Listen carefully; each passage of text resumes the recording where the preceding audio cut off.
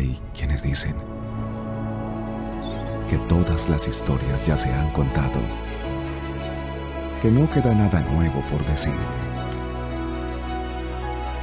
Y aunque eso puede ser cierto, lo que realmente vale la pena es imaginar una nueva forma de decirlo. Fresh Cat, eres una historia que vale contar.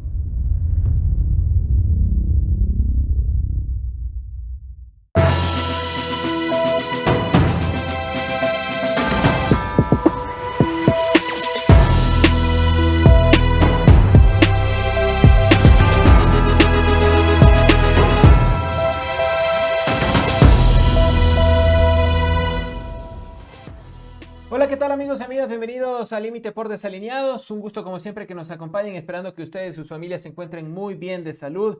Recuerden seguir tomando todas las medidas de bioseguridad, el distanciamiento social, el uso de la mascarilla y el lavado continuo de las manos. Además, recuerde que desde el día de mañana hasta por 28 días el régimen ha dictado un nuevo estado de excepción, dentro del cual, por ejemplo, desde los días viernes, desde las 20 horas hasta las 5 de la mañana de los lunes, va a haber la restricción de movilidad y pues otras también disposiciones que se han dado por parte del gobierno que ya les vamos a estar mencionando. Pero lo más importante es que usted coadyuve para todos ser responsables y de esta manera hacerle frente a la pandemia. La situación, como es de conocimiento público, es bastante crítica, sobre todo en los hospitales, en las clínicas, en donde están a tope y los médicos se siguen jugando la vida por usted, por nosotros. Hoy vamos a tocar un tema muy importante y es justamente los principales retos que tiene el nuevo gobierno que está próximo a asumir el 24 de mayo, encabezado por Guillermo Lasso Mendoza y por supuesto el doctor Alfredo Borrero. Los nuevos retos y los principales retos que tiene en materia de género es el tema que vamos a tocar hoy con María Dolores Miño. Ella es abogada, directora del Observatorio de Derechos y Justicia y docente de la Universidad Internacional del Ecuador. Te digo con cariño y con mucho respeto, Lolo, como así te conocemos también en la opinión pública. Espero que te encuentres muy bien. Antes que nada, tú, toda tu familia, te mando un abrazo. Gracias por aceptar conversar con nosotros. ¿Cómo estás, Lolo? Buenas noches. Buenas noches, muchísimas gracias por el espacio. Sí, en realidad, reiterar tus palabras de que seguimos cuidando de un proceso de vacunación, que aunque es lento y dificultoso, por lo menos es una lucecita al final del túnel. Y tenemos que estar ahí todavía responsables por todos nosotros. Así que aprovechar esos 2 días de encierro para descansar, para compartir con nuestras familias. Muy bien, que así sea, que todos seamos muy responsables. Bueno, ya para irnos metiendo en materia, quiero saber antes que nada tu opinión. Tú te expresaste mucho a través de tu cuenta de Twitter acerca de esta reunión de transición en donde hubo nula presencia femenina. ¿Cuál es tu criterio al respecto? En realidad creo que había una mujer que en un cargo de liderazgo, digamos que creo que era la vicepresidenta actual, pero creo que la imagen causó impacto a varias personas y en realidad hubieron comentarios negativos, no solo míos, sino de muchos usuarios de esa red. Creo que más allá de lo que un candidato y ahora un presidente electo puede decir en el contexto de una campaña, lo que en realidad pesa es las imágenes y sus actos. Entonces, esta foto que parece sencilla, que parece intrascendente de la reunión de transición entre el gabinete de Moreno y sus asesores para esta transición, los de Lazo me refiero, sí es una imagen que dice mucho. Y lo que dice y el mensaje que recibimos, que recibió y que recibió otra gente es que es un gobierno donde las mujeres parecen no tener un espacio. Y estoy hablando en hipotético porque no tenemos bola de cristal y no podemos saber cómo mismo se conformará ese gabinete. Pero Ujú. lo que sí podemos ver es que en realidad en esa reunión hubo una ausencia absoluta de mujeres en roles de liderazgo y eso genera preocupación, una preocupación que, digamos, Guillermo Lazo viene levantando desde hace ya bastante tiempo con respecto a posibles posturas machistas, misóginas y retrógradas con respecto a los derechos de las mujeres en general. Ahora, ¿cuáles crees tú que son los principales retos que va a tener este nuevo gobierno específicamente en materia de género? Yo no lo veo como un reto, yo creo que deberíamos hablar de obligaciones en materia Ujú. de derechos humanos, porque cuando hablamos de un reto, parecería que fuera algo difícil de cumplir. Mm. Y en realidad, las obligaciones que el gobierno tiene que respetar y garantizar como parte del Estado, están ya plasmados en los instrumentos internacionales de derechos humanos y lo que le corresponde hacer al Ejecutivo es en el ámbito de sus competencias asegurar que estos derechos se cumplan. Entonces, para mí el principal, si queremos hablar de retos, yo creo que podríamos decir, el principal reto que tiene el gobierno de Guillermo Lasso es con su propio partido y consigo mismo de cara a superar progresivamente posturas conservadoras que han venido esgrimiendo desde hace varios años y que han identificado ya al partido, creo, como un partido de derecha, a veces en posiciones muy extremas de derecha, como un partido extremadamente conservador y sobre todo como un partido que en su discurso y en su accionar, especialmente en el ámbito legislativo, ha pretendido sabotear avances importantes en materia de derechos de las mujeres. Pensemos en el caso del debate del Código Orgánico de la Salud, Ujú. ciertas votaciones con respecto al Código Orgánico Integral Penal, etcétera. Entonces, no creo que es difícil, basta leer la Constitución, basta leer los tratados internacionales para saber qué se tiene que hacer para garantizarles a las niñas y mujeres el pleno goce de sus derechos. Ahora, Ahora, el reto va a ser cómo Guillermo Lasso y su partido se superan a sí mismo y las constituciones que se ido construyendo durante todos estos años. ¿qué tan viable, qué tan realizable tú ves que justamente se superen a sí mismo Guillermo Lasso, su partido, cuando el día que se conoció su victoria, una parte en su discurso dijo, quiero dirigirme a las adolescentes embarazadas que han tenido niños y cuidan niños? María de Lourdes, haciendo referencia a su esposa, dijo, y yo vamos a ser sus padres, las vamos a cuidar. Entonces, ahí te pregunto, ¿qué tan viable tú le ves si ya una vez que se conocen los resultados, esgrime este tipo de conceptos del próximo presidente? A ver, yo creo que tenemos que entender quién es Guillermo Lasso. Al final es un hombre de cierta edad que pertenece a cierto sector, pertenece él a un sector de la población que no ha sido educado en materia de derechos humanos. Yo pienso, por ejemplo, en mi papá. A mí me ha costado mucho que él entienda estas cuestiones relacionadas, por ejemplo, a derechos de las mujeres, a la necesidad de que se despenalice el aborto por violación, al derecho que tienen las parejas LGBTI de acceder al matrimonio civil en condiciones de igualdad, etcétera. A mí me ha costado mucho de construir, digamos, todas estas enseñanzas que él ha venido acumulando durante todos los años, reforzado además por una religión católica donde básicamente todo es pecado. Entonces, no lo justifico, pero quiero pensar que el problema actual de Guillermo Lasso en ese tipo de discursos es primero su desconocimiento de los temas, un manejo técnico de los temas. Y segundo, que se trata de una persona que recién se está empezando a empapar de todas estas cuestiones relacionadas con derechos humanos en general, pero específicamente con derechos de las mujeres y Pero niñas y por la... ¿crees ahí, Lolo, que se Ahora, pueda deconstruir justamente esos preceptos culturales que ya tiene instaurado en su cabeza? yo creo que él como funcionario público no solo que puede, sino que debe. Porque en realidad cuando se asume un cargo público ya no se está actuando a título personal, él ya no está actuando como Guillermo Lasso, un feligrés de la Iglesia Católica o alguien que es parte de Opus Dei, por ejemplo, él está actuando en calidad de presidente de un Estado laico y en tal virtud lo que él crea en su fuero interno resulta irrelevante porque no puede tomar decisiones especialmente aquellas que tienen que ver con el ejercicio de derechos humanos, en base a esas creencias.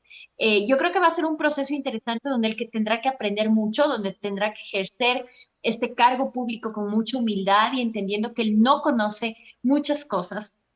Y sobre todo creo yo que tiene que entender que los números con los que él gana no son tan elevados. Entonces, él tiene una población a la cual él tiene que gobernar que no necesariamente concuerda con esas formas hiperconservadoras que en realidad han sido muy críticas de esa postura hiperconservadora y que tiene que pensar en este sector de la población a la hora de gobernar. Entonces, yo sí creo que es posible. Yo creo que esto es posible de dos vías. La primera es autoeducarse. Creo que un ejercicio básico de cultura general y de ciudadanía es entender cuál es el alcance de nuestros derechos. Y por otro lado, como decía mi querida colega Silvia Buendía el día de hoy, la necesidad de que se asesore de personas que en realidad entiendan de manera técnica y objetiva de qué va el tema de las Pero, obligaciones de derechos humanos. pero Si si es que él está bien, hablamos, Estado no debería tener problemas en gobernar en esa línea, ¿no? Pero si hablamos de que debería estar bien asesorado y nos remitimos a los mensajes que promulgó sobre todo en la segunda vuelta electoral, entonces ¿a qué conclusión podemos llegar? Digo, porque en segunda vuelta electoral, por ejemplo, se reunió con grupos LGBTI y entonces hablaba del encuentro, pero ahora desde tu visión me dices, él debería dejarse asesorar. Quizás se trató solo de mera estrategia y todavía no veíamos al real Guillermo Lasso que ya lo estamos viendo en la práctica. Ciertamente yo sí pienso que lo que pasó, este cambio de discurso, sí se debió a los resultados de la primera vuelta. O sea, yo creo que todos los candidatos vieron que era rentable desde la perspectiva política incluir un discurso pro derechos humanos, a favor de las minorías, etcétera. Yo no descarto que puede haber sido una mera estrategia de campaña.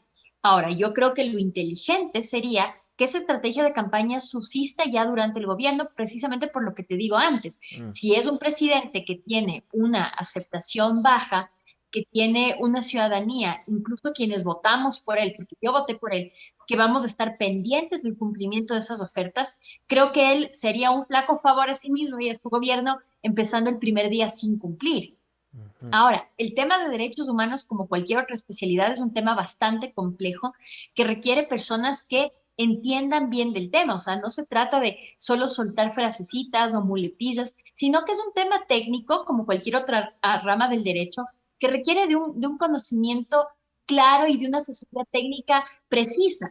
De ahí que, por ejemplo, la falta de un criterio técnico en realidad a la hora, por ejemplo, de revisar estos discursos, hace que se cometan lo que yo pienso todavía son errores. No creo que son manifestaciones de un intento de anular los derechos de las niñas, pero este discurso al que tú te referías, por ejemplo, Ujú. cuando él habla de las adolescentes embarazadas, cuando se sabe que cualquier niña, adolescente o niña embarazada es alguien que ha sido violado en términos legales. Ujú. Entonces, eso para mí parte de un desconocimiento. Y ahora, Y esto se subsana con una buena asesoría. Y ahí sí depende de la capacidad, la apertura que tenga el presidente electo para dejarse asesorar y para flexibilizar sus posturas. y en medio de esta coyuntura y de este análisis que tú haces, ¿tienes alguna expectativa? ¿Te genera expectativa que quizás el Ejecutivo envíe nuevamente un proyecto de código orgánico de la salud, tras cumplirse obviamente ya el periodo del año establecido después de lo que sucedió con el actual régimen?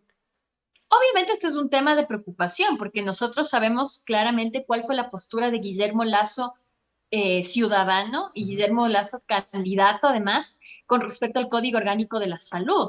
Envió, recordemos, una carta al Ejecutivo solicitándole que vete el proyecto que ya había sido aprobado por la Asamblea, donde se incluía la obligación de todos los médicos de brindar atención en el contexto de emergencias obstétricas que podrían incluir, entre otras cosas, emergencias derivadas de abortos practicados incluso clandestinamente. Y él se opuso a eso por esta razón. Entonces, claro que genera preocupación, pero yo quiero pensar y exijo además como ciudadana que esa postura que él mantuvo como ciudadano, que es perfectamente entendible y se respeta, no se traspole al ámbito de su gobierno porque él ahora, en calidad de primer mandatario, se rige no por sus creencias personales, sino sobre todo por la Constitución. ¿Qué dice la Constitución? Que se integra en nuestro bloque de constitucionalidad las resoluciones de organismos internacionales de derechos humanos y tenemos varias recomendaciones de la CEDAW que la propia Corte Constitucional ya ha indicado que están incorporadas en nuestro bloque de constitucionalidad que dicen, entre otras cosas, o exigen a los estados la necesidad de despenalizar el aborto, al menos en casos de violación. Y esto también lo dice el Ujú. Comité contra la Tortura. Ujú. Entonces, más allá de lo que él piense en su fuero interno al respecto de esto, hay una obligación convencional integrada al bloque de constitucionalidad que exigiría brindar, por ejemplo, servicios de salud gratuita en cuanto a emergencias obstétricas y también el tema de la despenalización del aborto por violación, que bueno, ahorita está en la cancha de la Corte Constitucional en realidad. Ujú. Y adentro ya en el legislativo, ¿cómo visualizas tú el panorama? Por ejemplo, sobre este mismo tema. ¿Cómo ves la correlación de fuerzas? Tomando en consideración que ahí aparentemente habría una mayoría estructurada por bloques más ligados al progresismo, a la izquierda, a la centroizquierda, a la socialdemocracia. Bueno, yo tengo mis serias dudas porque recordemos lo que pasó cuando esa misma mayoría estaba en la Asamblea durante el debate para la aprobación del Código Orgánico Integral Penal en el año 2014.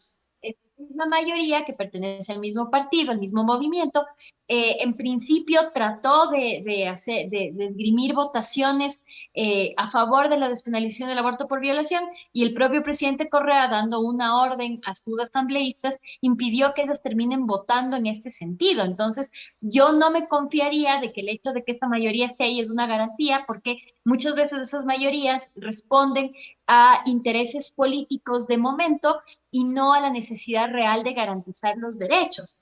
Pensemos también en lo que pasó con respecto al tema de la reforma del artículo 150.2 del Código Orgánico Integral Penal, la despenalización del aborto por violación nuevamente. ¿Qué es lo que pasó ahí? Se tenía ya una mayoría de asambleístas que se habían comprometido a dar su voto favorable, y el rato de la verdad, el rato de votar, algunos cambiaron su voto u otras personas ni siquiera fueron a votar. Entonces, el problema con la asamblea, creo yo, es que es un espacio tan político que esos votos muchas veces no se esgrimen en base a la obligación convencional que tiene el legislador de adecuar su trabajo en consonancia con esas obligaciones internacionales, sino más bien creo que se toman esas decisiones en el calor político. ¿Qué es lo que me conviene a mí como asambleísta para tener popularidad? ¿Qué es lo que le conviene a mi partido? Entonces, muchas veces mi temor es que se toman estas decisiones y estas votaciones tan trascendentales para el ejercicio de los derechos desde una perspectiva meramente política. Ujú. Esperemos, como tú dices, que la presencia de esa mayoría suponga de manera coherente un cuerpo legislativo que en realidad legisle en consonancia de estos Y, derechos y no por meros intereses Y ahí te políticos. quiero consultar cómo entender un poco ya políticamente y sobre todo el accionar de los votantes cuando encontramos que, como tú bien referías, en el 2014 pasaron estos hechos con un bloque de asambleístas que aparentemente están ligados a una visión progresista, a una visión más de centro izquierda, etcétera. Pero se dieron estos hechos. ¿Y cómo entender también ahora que en la última elección quizás electores, votantes que difieren de esta visión totalmente conservadora terminen dándole el voto a alguien como Guillermo Lasso, que como tú bien lo decías también, incluso tiene algunas características y relaciones obviamente con grupos como el Opus Dei? ¿Cómo entender estas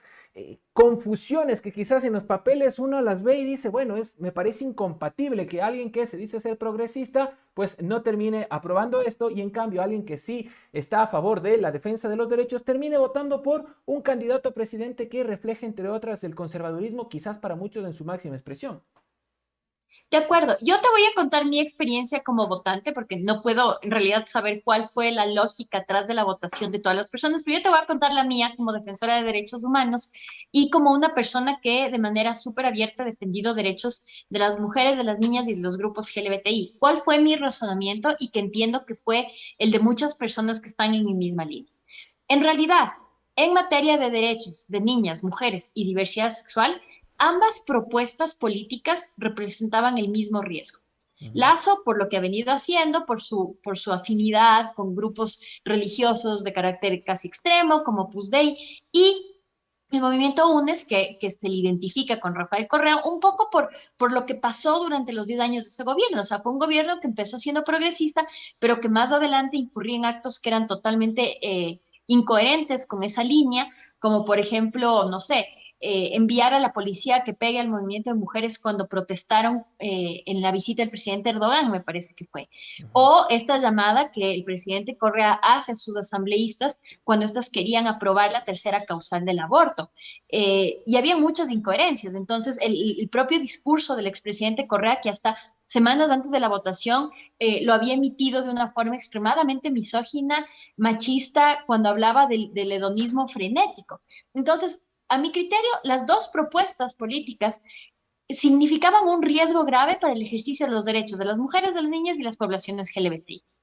Entonces, dado que van a haber posiblemente retrocesos en las dos propuestas, hay que elegir una que, al menos con respecto a los otros derechos, no parezca tan lesiva. Libertad de expresión, libertad de asociación, etcétera. Y mi decisión por el candidato Lazo fue por eso, porque yo pensaba, bueno, las dos opciones son malas en tema de derechos de minorías, pero por lo menos los derechos civiles quizás se puedan ejercer con libertad, ¿no? Que de Ujú. todas maneras es una apuesta, es un salto de fe, digamos, porque Lasso nunca ha gobernado, el partido creo nunca ha estado en la presidencia, entonces no podemos saber. Y precisamente por esa razón es que tenemos que permanecer vigilantes, así haya personas que vean esta vigilancia como una sensibilidad extrema o como que estamos molestando, pero en realidad esto es lo que hay que hacer cuando un gobierno no genera suficiente confianza con respecto a que respetará derechos humanos. Entonces, es un voto de confianza, pero con muchas dudas y con mucha suspicacia, creo yo. ¿Crees tú que quizás el próximo presidente, señor Lasso, en su gabinete el lunes nos dé una sorpresa y realmente se refleje este Ecuador del encuentro con miembros de su gabinete que difieran quizás de estas posturas conservadoras y que estén más alineados a lo que tú acabas de manifestar? Más que lo que yo crea, en realidad, creo yo que es lo que debemos de exigir.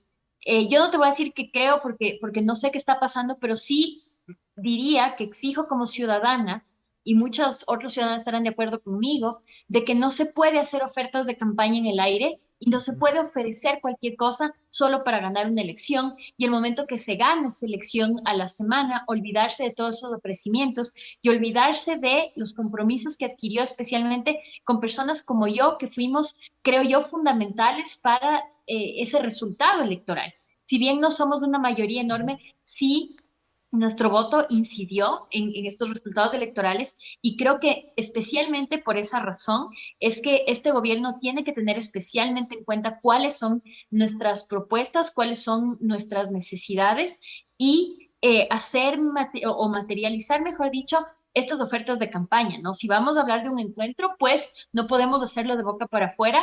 Esa conformación del gabinete tiene que ilustrar de manera clara ese encuentro y además, una cosa adicional, que no es cuestión de poner a cualquier mujer en el gabinete, por ejemplo, solo por ser mujer.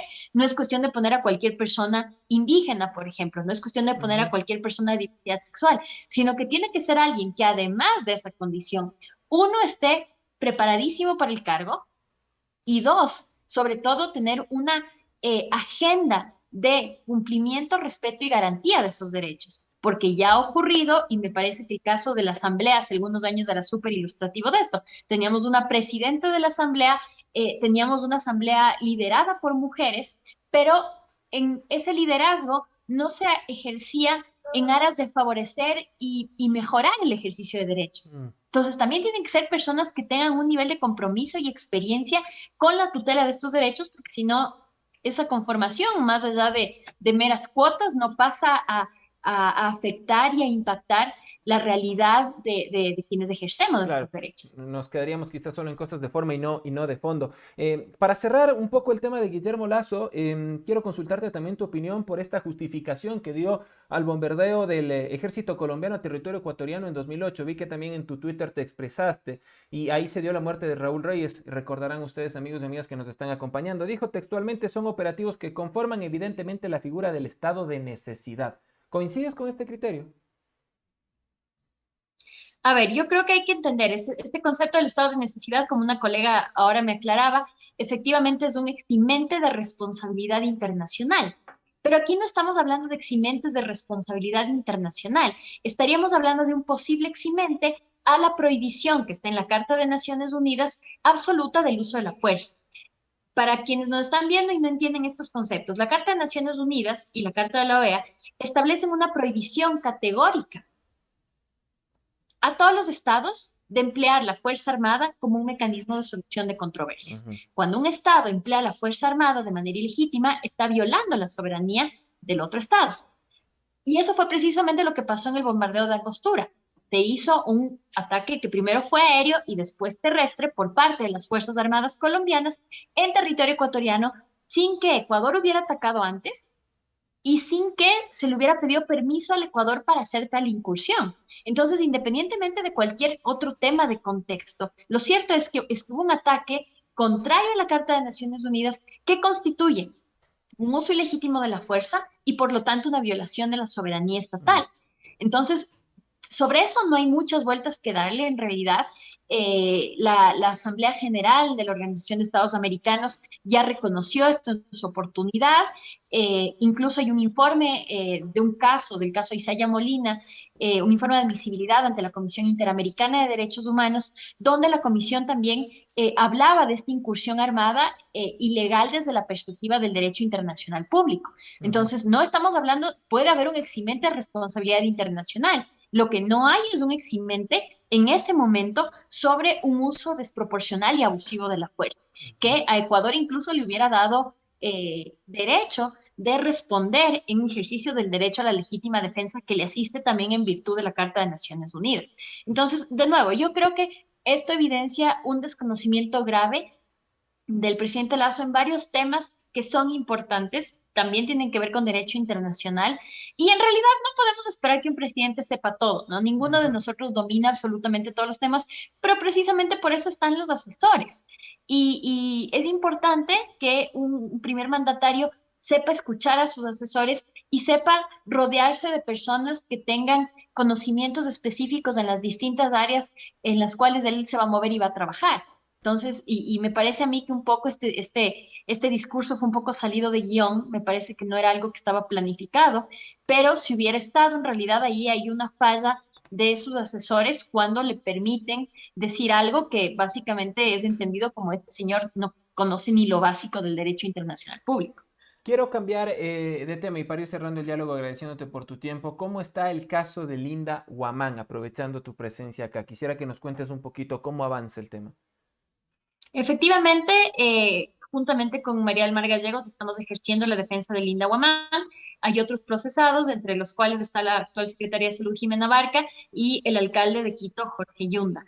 El día lunes tendremos ya la audiencia de formulación de cargos, donde nosotros esperamos que Fiscalía se abstenga de acusar a Linda Guamán, toda vez que ella, en su calidad de técnica en la Secretaría de Salud, no tenía potestad alguna para suscribir convenios, el convenio de la compra de las pruebas, que incluso se efectuó antes de que ella entre a la Secretaría de Salud. Ella entra a la Secretaría de Salud en junio y esta compra de las pruebas LAMP se hace en el mes de abril. Entonces, en realidad, si ustedes analizan la línea de tiempo, ni siquiera coincide la adquisición de las pruebas, la ejecución del convenio con los tiempos que Linda estuvo ahí. Ella en esa calidad no tenía ni siquiera potestad de suscribir ningún contrato, entonces acusarle a ella de peculado en realidad no se compadece con su gestión y creo que no es una aplicación adecuada de ese tipo. ¿Y Una persona que va a tomar decisiones. por qué entonces pasó esto? ¿Por qué entonces tenemos a Linda Guamán, una científica que junto a la doctora Barca, la doctora Barca incluso tuvo que estar escondida algunas semanas, pero en el caso de Linda Guamán usa grillete electrónico? ¿Cómo entendemos eso?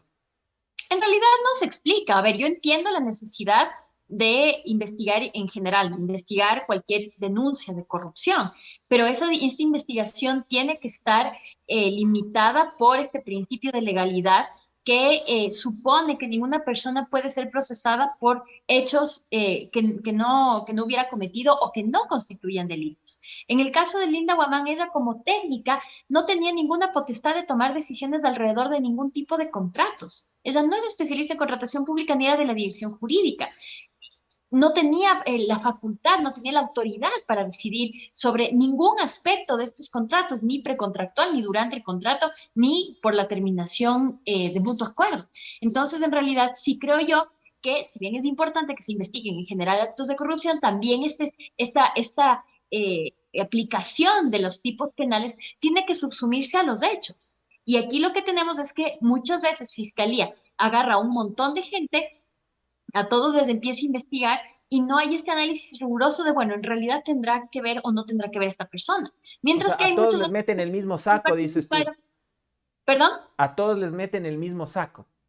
Exactamente, entonces yo confío, porque estamos todavía en las primeras etapas del proceso, el día lunes la Fiscalía tendría técnicamente que hacer su acusación. Yo confío que con los elementos que se han levantado en la etapa de la instrucción fiscal, donde se han pedido varios peritajes, varias versiones de diferentes expertos, donde ya se ha demostrado que la doctora Linda Guamán no tenía nada que ver en esos procesos de contratación, Fiscalía se abstenga de acusarla, porque en realidad es un disparate pretender que el solo hecho de que alguien sea funcionario público automáticamente le hace culpable del delito de peculado, que tiene unas características específicas.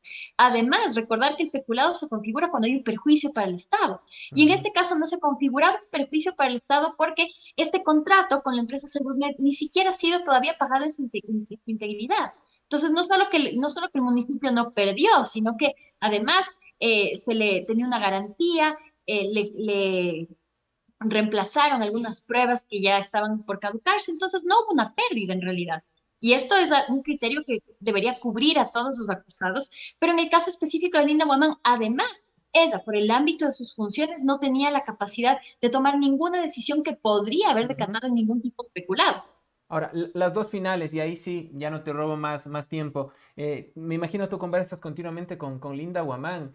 ¿Cómo está ella psicológicamente? Y después de, si esto ya se resuelve el próximo lunes en beneficio de ella, ¿tiene ganas de seguir en el servicio público o básicamente después de esto se asustó y dice, bueno, más bien me dedico a mis investigaciones, al sector privado y no me meto más en problemas?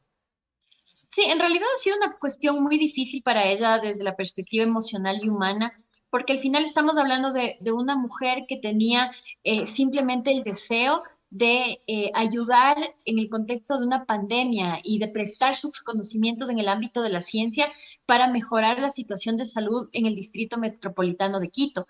Ella como científica nunca se imaginó que en algún momento ese aceptar ese cargo público con buena voluntad le implicaría estar involucrada en un proceso penal que independientemente de cómo se resuelve el día lunes, a ella ya le ha costado económicamente muchísimo. Para que tengas una idea, solo en las copias del expediente ella ha gastado $2,000, porque eso no lo cubre el Estado, esto de la justicia que es gratuita es una farsa. A ella le toca cubrir con esos gastos, más muchos otros que son derivados de este proceso. A ella le ha tocado andar con un grillete electrónico, lo cual socialmente es una estigmatización.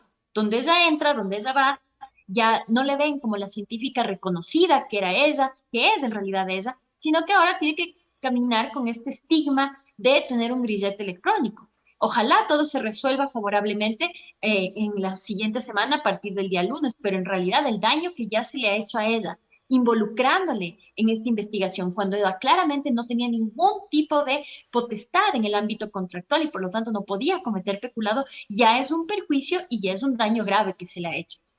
Yo creo que Linda tiene un compromiso muy fuerte con el Estado, tiene un compromiso muy fuerte con la sociedad ecuatoriana, tanto es así que durante todo este proceso, en la medida de que ella trabaja en su defensa, también ha estado trabajando en la Secretaría de Salud, pero en realidad creo que la pregunta que todos nos hacemos es, ¿hasta qué punto es conveniente prestar tus conocimientos, prestar tu experiencia al servicio público si termina siendo tratada como una delincuente? Ujú. Está bien que se investigue, pero esa investigación tiene que tener un mínimo de lógica para incluir y excluir a las personas según el ámbito de sus funciones. No se puede meter a todo el mundo en un mismo costal y tratar a todo el mundo de la misma manera, inclusive a quienes nunca tuvieron siquiera la posibilidad de cometer estos actos de los cuales se le acusa. La final. Quiero cerrar con esto, Lolo. Con mucha pena hemos visto en las redes sociales, y esto ya quiero que me cuentes incluso más, incluso desde tu experiencia personal y tu criterio, obviamente, la normalización de la violencia y la misoginia, sobre todo en el espacio digital. Y digo, con mucha pena hemos visto que en tu caso tú lo has sufrido, has sido en redes sociales muchas veces atacada. ¿Qué criterio te merece esto? ¿Cómo un poco también combatir y cuánto está afectando esto a reproducir todas estas prácticas arcaicas, machistas de un sistema patriarcal? Bueno, yo creo que lo que pasa en redes es un poco el reflejo de cuál es la educación promedio en materia de igualdad de género que hay en nuestro país, ¿no? O sea, el Ecuador, al igual que muchos países en Latinoamérica, está atravesado por una cultura machista, por una educación a los hombres especialmente, que de manera consciente o inconsciente les ha hecho creer que las mujeres tienen que estar en un lugar inferior o de subordinación. Y claro, ver a mujeres que se expresan libremente en redes sociales choca un poco con este status quo y genera este tipo de reacciones. Con el agravante además que al ser las redes sociales espacios donde puede haber anonimato y donde no hay confrontación directa, se puede decir cualquier cosa, porque como se dice por ahí, así como se dice el papel aguanta todo, hoy podríamos decir que el Internet aguanta todo. ¿Y se debería regular Y las redes hay, sociales? ¿perdón? ¿Se debería regular las redes sociales? Yo creo que no. Yo creo que yo soy defensora de la libertad de expresión. Yo pienso que lo ideal sería la autorregulación, pero sí creo yo que tenemos que adquirir cultura de etiqueta en redes sociales. De etiqueta me refiero a, en el ámbito de nuestra vida real, digamos, tenemos mínimos de comportamiento que nadie nos tiene que decir. O sea, nosotros sabemos, sin que esto esté en ninguna ley, que, por ejemplo, si yo me cruzo contigo en la calle, no te puedo gritar y no te puedo insultar. Esto no está en ninguna ley. Yo simplemente sé porque tengo un comportamiento social que viene de mi educación y que viene desde muchos años. El problema con el Internet, creo yo, es que no hemos tenido tiempo de construir reglas de comportamiento social en Internet. Entonces creemos que todo vale en Internet, no hay límites en Internet y creo que tenemos que empezar a construir una forma de educación y una cultura donde nos relacionemos de manera educada y civilizada en Internet. Y obviamente ciertos casos y dependiendo de la gravedad de información que se vierta en las redes sociales, podría ser objeto, por ejemplo, de acciones constitucionales o inclusive acciones penales, dependiendo, por ejemplo, si se trata de una filtración de fotos íntimas, por ejemplo. Hay mecanismos ya judiciales para proteger el derecho a la integridad y a la honra que ya están establecidos en la ley. No necesitamos de más leyes, pero más bien necesitamos autorregulación y autoeducación en una forma responsable de utilización de las redes sociales, que a mí me parece maravilloso que todos tengamos un espacio y una voz. Eso me parece Ujú. increíble y no debería regularse. Pero sí tiene que ser usado con mucha responsabilidad. Perfecto. Lolo, te quiero agradecer por tu tiempo. Te mando un abrazo, cuídate mucho y bueno, que siga ese invicto en contra de la COVID en toda tu familia. ¿Ah? Igualmente para ti, un abracito. Gracias por la Y entrevista. esperamos el artículo en Desalineados. Por ahí Ah, me cierto, estoy dijeron moroso, estoy que moroso. estás preparando alguno. Sí, sí, sí, con Muy gusto. bien, ahí estaremos atentos. Un abrazo, Lolo. Muy bien, hemos Gracias, un abrazo. conversado con María Dolores Miño. Ella es abogada y directora del Observatorio de Derechos y Justicia y docente además de la Universidad Internacional del Ecuador, acerca de los retos que va a tener el próximo gobierno de Guillermo Lasso y Alfredo Borrero en materia de género y también nos ha dado su punto de vista sobre las últimas declaraciones en torno a los hechos sucedidos en 2008, el bombardeo del gobierno colombiano, el ejército colombiano a territorio ecuatoriano y lo que dijo el señor Lasso y por supuesto también lo último acerca del caso de Linda Guamán. Nosotros estamos tratando de comunicarnos y de hecho hasta hace poquito estaba revisando el teléfono porque habíamos comprometido una entrevista con el asambleísta electo por Chimborazo, John Vinuesa, pero él muy cordialmente nos ha pedido la comprensión del caso. Él nos había informado que estaba viajando desde la ciudad de Guayaquil hasta Riobamba, pero desgraciadamente ha tenido algunos contratiempos, no le ha permitido arribar ya a la ciudad de Riobamba, tampoco a algún cantón cercano, y por ello se va a hacer difícil poder tener la entrevista el día de hoy. De todas maneras, lo hemos comprometido para que en una próxima sí podamos establecer el diálogo y conversar justamente sobre la estructuración de la nueva asamblea. Gracias a toda la gente que se ha conectado. Además, antes de despedir, les queremos recordar, por supuesto, las restricciones que nos ha otorgado este nuevo decreto de excepción por parte del presidente de la República que fue presentado el día de ayer y entre otras recuerden que este decreto 1291 del presidente de la República se declara estado de excepción en 16 provincias desde las 20 horas del próximo 23 de abril, es decir, desde el día de mañana hasta las 23:59 del próximo 20 de mayo de este año. Entre algunas de las restricciones que se establecen para que usted lo tenga muy en cuenta es el toque de queda focalizado en 16 provincias. Entre estas 16 provincias no está la provincia de Chimborazo, si nos está viendo mucha gente en Riobamba o gente que va a viajar hasta la provincia del Chimborazo y a sus cantones. Este toque de queda focalizado, como les decía, 23 de abril al 20 de mayo, de lunes a jueves, va a ser desde las 20 horas hasta las 5 de la mañana, mientras que desde los días viernes hasta los días lunes será desde las 20 horas del viernes hasta las 5 de la mañana habrá restricción de movilidad absoluta, es decir, usted no va a poder circular y entonces por lo tanto se le pide que se le quede en casa y que se quede en casa y que únicamente salga si es que es estrictamente necesario. Un detalle que es muy importante también que lo dijo el secretario de la presidencia, el señor Jorge Guate, es que el proceso de vacunación no se va a suspender, es decir, si es que usted tiene turno el día sábado, por ejemplo, y dice, vaya, se me cruza con el estado de excepción, con el toque de queda, no puedo salir de casa, pero usted tiene turno, tranquilidad, usted lleva el comprobante, si les llegó el mensaje, etcétera, con lo que pueda usted corroborar que tiene la cita respectiva, puede ir con un acompañante si usted es mayor adulto y entonces usted va a poder asistir a su proceso de vacunación y de inmediato retornar a casa. Lo mismo si usted, por ejemplo, tiene un viaje pendiente y debe ir y trasladarse hasta uno de los aeropuertos de nuestro país, debe llegar el tiquete de aéreo y si va con un acompañante, su acompañante, después, una vez que lo deje y si le para la policía, lo que va a tener que mostrar es alguna evidencia que puede ser también el boleto, el boarding pass, para que de esta manera no tenga problemas. De todas maneras, esto también está publicado en la cuenta de redes sociales de Desalineados, en nuestra cuenta de Twitter, en nuestra cuenta de Facebook. Ahí ustedes van a poder observar todo el decreto ejecutivo del presidente de la República y de esta manera el pedido para ustedes que se cuiden porque la COVID sigue desgraciadamente llevándose a mucha gente. No queremos que a usted le pase. Les invitamos a seguir compartiendo nuestros contenidos de este fin de semana. También en Echando Cabeza, Mauro nos ha preparado un contenido muy importante sobre la situación actual del alcalde de la capital de la República, el doctor Jorge Yunda. Hay quienes están pidiendo su renuncia, otros están hablando de revocatoria. En fin, todas las cuestiones legales van a estar ahí explicadas de forma muy explícita. Se vendrá también un nuevo programa de asesoría legal y social en La Ley es la Ley, pregunte al doctor, La Ley es la Ley al paso también. Escríbanos, díganos qué tema usted quiere que nosotros abordemos en temas legales, en temas jurídicos. Esta es una asesoría gratuita para usted y que por supuesto está al servicio. Y la invitación para que también ustedes se sumen a esta comunicación con responsabilidad. Si usted quiere participar, si usted quiere escribir, si usted quiere producir algún contenido, si usted quiere tener un espacio en donde ser escuchado, acá está Desalineados. Únicamente escríbanos, nos ponemos de acuerdo y por supuesto, siempre bajo los parámetros del respeto, usted tendrá el espacio que necesite. Y que quizás en otro medio de comunicación tradicional u otros medios digitales que se dicen ser tan plurales, no le van a dar. Acá usted es el jefe, a nosotros nos debemos a ustedes, nuestra audiencia. Y finalmente, recuerden que si tienen algún producto audiovisual que ustedes quieran trabajar, acá están los amigos de FreshCat, está Gabo, está Renato, ellos son los expertos, los especialistas y pueden hacer cualquier campaña publicitaria en tema audiovisual. Pueden contactarse a su página web de FreshCat. Si tiene problemas legales, ahí está Andino Abogados Asociados. Y si usted tiene algún problema dental, está la mejor doctora del mundo mundial, la doctora Daniela Núñez, en Side Dental en la capital de la República, con un equipo espectacular y además unos precios excepcionales. Dicho todo esto, siendo las 21:07, yo me despido, espero que se encuentren muy bien.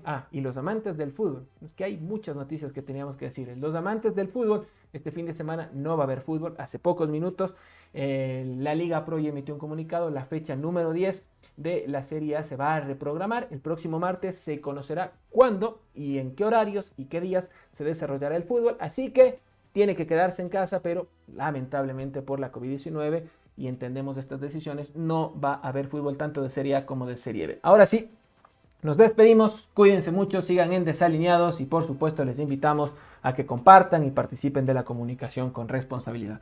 Soy Adandín y será hasta la próxima, cuídense, chao.